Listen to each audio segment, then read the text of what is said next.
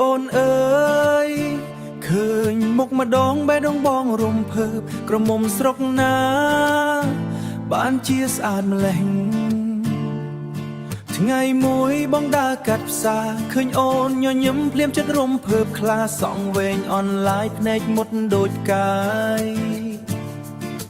ឈរមើលអូនយូយូបែនមុតដូចកាយឈរមើលអូនយូបែនដងចិត្តរលាសម្ពុតខ្មែរអូនពាក់សមណាស់ដើរលេងស្រួលក៏ធ្វើឲ្យគេស្រឡាញ់ច្បាស់សំលេងអូនផ្អែមដូចភ្លេងខ្យល់បងឈរមើលភ្លេចអស់ផ្លូវត្រឡប់ផ្ទះទាំងមូលចង់សួរអូនមួយម៉ាត់តែបេះដូងបងវាញ័រខ្លាំងតែបេះដូងបងវាញ័រខ្លាំងមិនដឹងត្រូវនិយាយបែបណាមិនដឹងត្រូវនិយាយបែបណាបានត្រឹមសំលឹងមកអូនរាល់ពេលកន្លងមកក្រមុំស្រុកណាបានជាស្អាតឆក់យកបេះដូងបងភ្លាមញញឹមម្ដងបងស្ទើរភ្លេចដងហើមអូនអើយបងចង់ស្គាល់ឈ្មោះអូនណាស់ក្រមុំស្រុកណា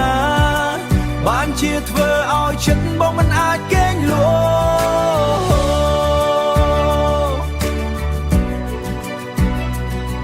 បើអូនមិនបងស្ទន់មានអ្នកកាន់ដៃ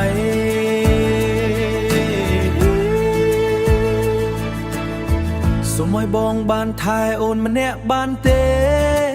រាល់យប់បងនឹកតែរូបអូននឹកដល់ស្នាមញញឹមដែលធ្វើឲ្យចិត្តបងទន់មិនភ័ក្រសួរថាបងគិតនៅអ្វីបងឆ្លើយតែញញឹមព្រោះចិត្តមានតែអូនស្រីបងមិនមែនជាប្រុសសង្ហាតែបេះដូងស្នេហ៍អូន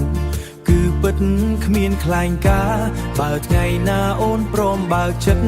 បងសន្យាថានឹងស្រឡាញ់អូនរហូតចិត្តជីវិត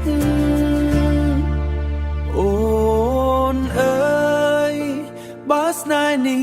អូនព្រមទទួលបងនឹងធ្វើជាមនុស្សថែរក្សាអូនគ្រប់រដូវក្រមុំស្រុកណាបានជាស្អាតឆក់យកបេះដូងបងភ្លាមញញឹមម្ដងបងស្ទើរភ្លេចដនរហូត